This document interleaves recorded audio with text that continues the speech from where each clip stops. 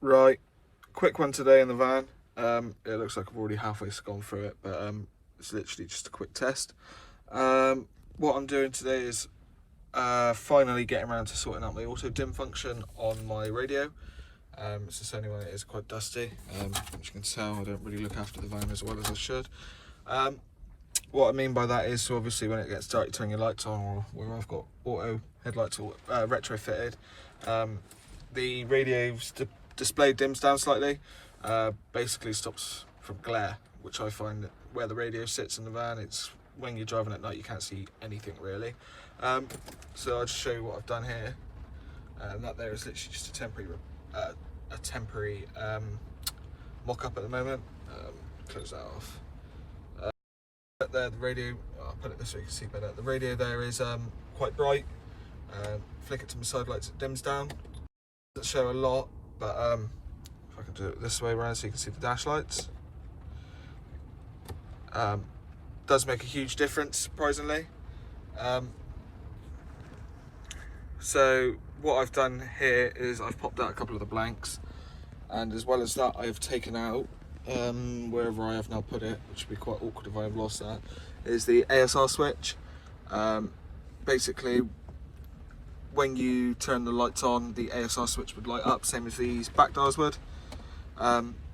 Basically I thought it saved me running wires all through the back of the dashboard to get to there. As the switch is just there and the radio is just there, I thought it'd be an ideal time to run the wire from there to there. Basically it saves a lot of hassle as well.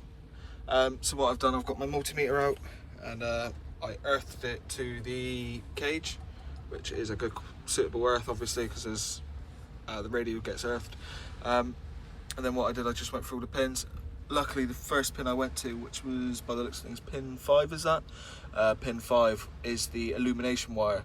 So what I've just quickly done temporary is just put that in there, taped it up, not taped it up. Obviously what I'm going to do, I'm going to strip that wire back, tape it through, and then keep it in there. So obviously it'll be OEM as well. But obviously what I've got to do now is take the radio out, run it through, see if I can grab the wire through there. Obviously then it'll come out with it. So yeah, that's what I'm going to do now. To find myself some more pins.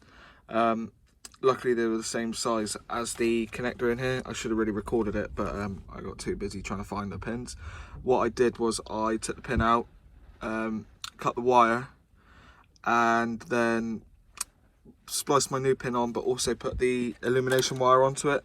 So one pin's got 2 pins coming out, so one pin has 2 wires coming out of it instead of 1.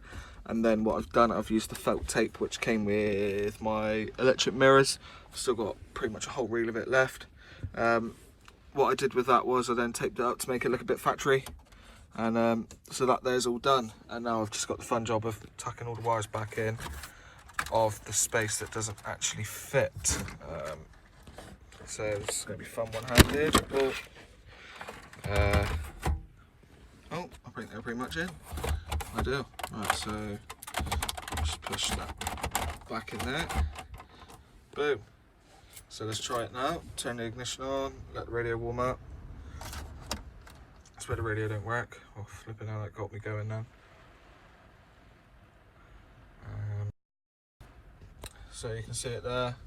Turn the lights on, dims. Ideal. That was a quick little video. Really easy to do. Obviously, this can work for not just the T5, can probably work for most of the Volkswagen group. For me, this is the easiest way to do it instead of running it through the light switch. Hope this helped somebody out. Cheers.